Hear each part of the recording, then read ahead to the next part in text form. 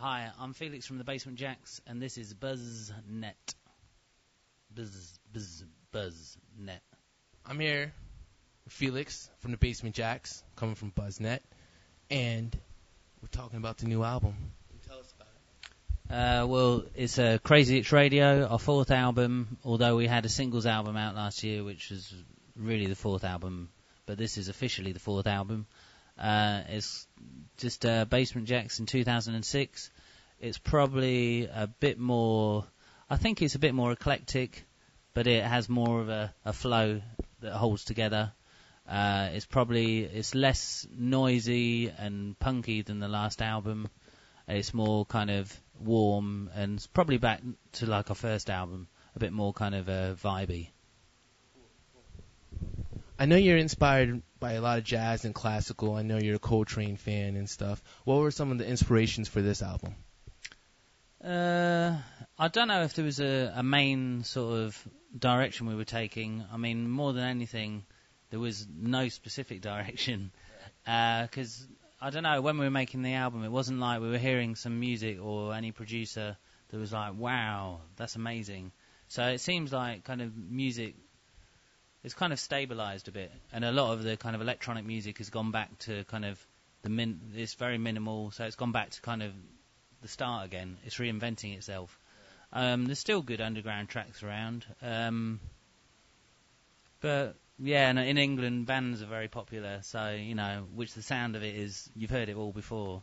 And so which is totally to do with the songwriting. And probably with us, this album's more songwriting than before. Well, speaking of live bands, how many band members are on this tour with you right now? There's actually, I think there's 12 of us here. Actually, it's probably 11 because Simon's not here because he had a baby last week. Congrats. Yeah, so he's probably not suckling his young, but he's assisting his missus suckling the young. And so we've got 3 brass players, although one of them is going to play guitar instead of Simon at times today, I think.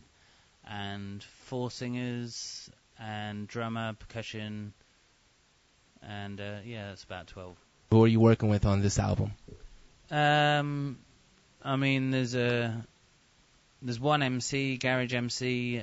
She's called Lady Marga. She's from the East End of London. There's a woman called Linda Lewis, who is like a soul funk folk singer from like the 70s, and she's got like a 3-octave voice. Or is it 4? I can't remember. She can go really high and pretty low as well. And she was around in the first Glastonbury Festival in England, which is your equivalent, it's like Woodstock. So she was there doing acid and running around naked.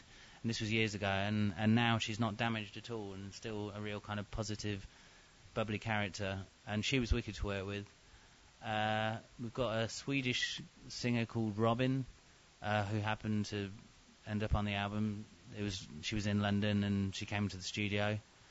We've got a Russian accordion player who's like in a gypsy band in the UK, but he's from Russia. Who else we got? I sing a bit. Vula, who is with our live show, and she did the last single, Oh My Gosh. She appears on the new album, and probably a couple of others, but I can't remember. So, how did the Basement Jaxx start for people who don't really know? I met Simon in about 93, and it started off, I heard that he had a music set up through friends of friends, and I went there, and first of all, I hired him as an engineer for a couple of days, and when I did that with him, we seemed to work really fast, and ideas could really take form. So after doing a couple of these sessions with me and a few other friends, I said to him, was he up for doing a project based on kind of early American house coming out of Chicago and the deep house coming out of New York? And he said, yeah, that'd be cool. And then a friend of mine did a logo, and we tried to get our record put out on different labels. No one was interested, so we made our own label, Atlantic Jaxx. And the first EP was played by Tony Humphries on the radio in New York, and then in Italy they picked up on it, so we made a second record, and with each record we got more interest, and so now we're at a stage where we kind of we've left the kind of the specific club world, and we just make music. What were you doing when you were like 16? Were you just out hitting clubs like every night? And I don't want to say 16, I want to put an age, but when did you start going to clubs? Probably I went to clubs first when I was about 17. And I'd go I was into jazz dancing, so it's kind of like listening to Latin, African, Giles Peterson, the DJ in England. He kind of was getting all this music from around the world. And at the time, I suppose there were people like Gang Starr fusing hip-hop with jazz. And so that was kind of quite an exciting scene at the time. And I was into that, and then rave as well, which was standing in a tent with loads of lasers and kind of hardcore.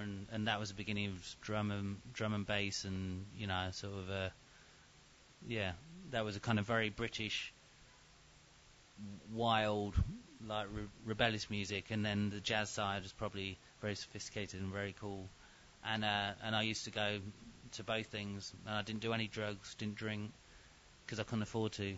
I mean, I like to drink, but we used to go out and we'd just go to the club. We had enough money to get petrol and to get in, and so me and my mates would go every Saturday night, and and we'd get there and just get tap water from the toilets. And dance all night, and just had the best time. It's wicked. My man drinks toilet water.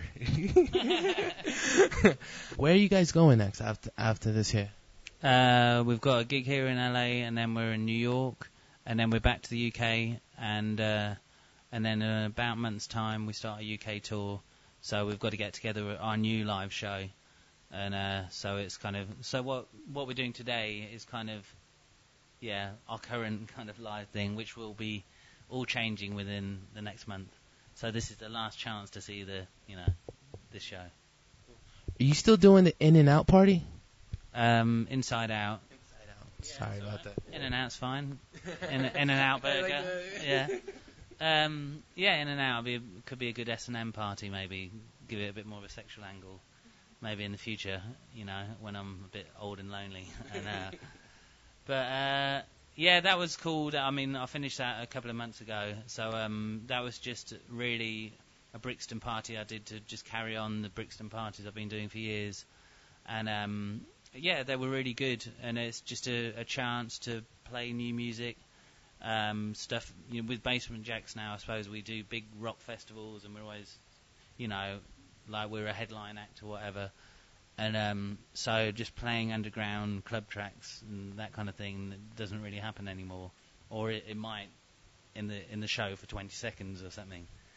But so it's just a chance to kind of keep my love and enthusiasm for underground music. Check out the Basement Jaxx on Buzznet. Buzznet. Buzznet. Buzz. Buzz. Buzz. Buzz. Buzznet. Net.